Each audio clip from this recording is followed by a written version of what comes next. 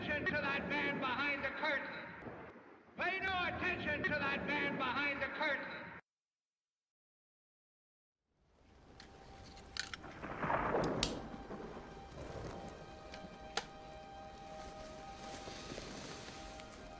This is your last chance. After this, there is no turning back. You stay in Wonderland, and I show you how deep the rabbit hole goes.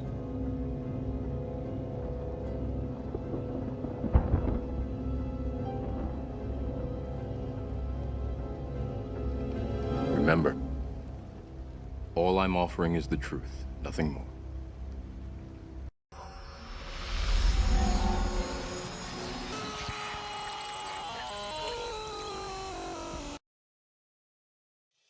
This was an insane war that brought us low economically, morally. We went to war against a guy who had absolutely nothing to do with 9/11.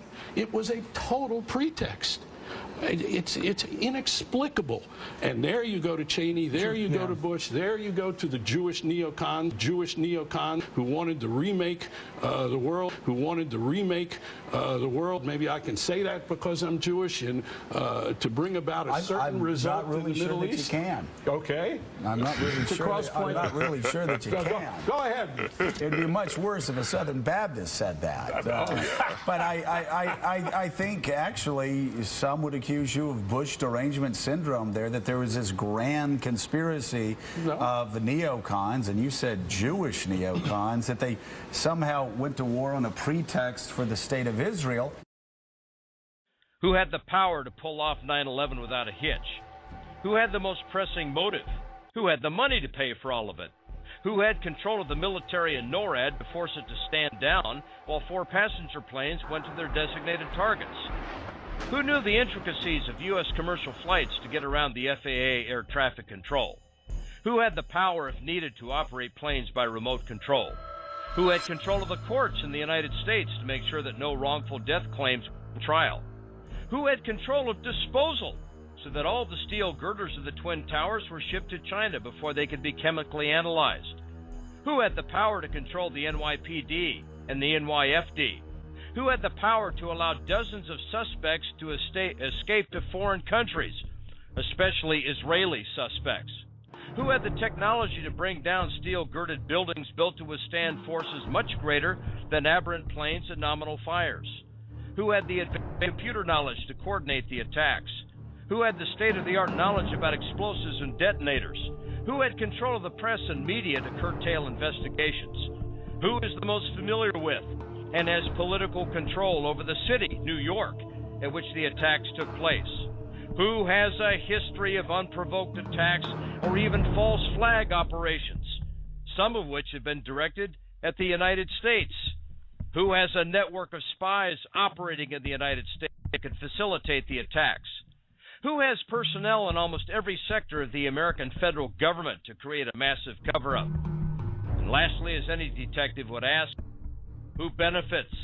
Who benefits, cui bono, from the attacks? Benjamin Netanyahu, who admitted in an off-guard moment that, quote, we're benefiting from one thing, and that is the attack on the Twin Towers and the Pentagon, and the American struggle in Iraq. These events swung American public opinion in our favor. The day after, Netanyahu said something even more incredible. In regard to the 9/11 attacks, he said, quote, it's very good. It's very good.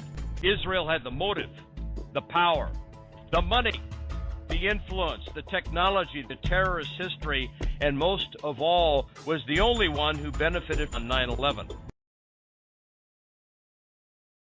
We have before us the opportunity to forge for ourselves and for future generations a new world order, a world where the rule of law, not the law of the jungle, governs the conduct of nations. When we are successful, and we will be, we have a real chance at this new world order, an order in which a credible United Nations can use its peacekeeping role to fulfill the promise and vision of the UN's founders.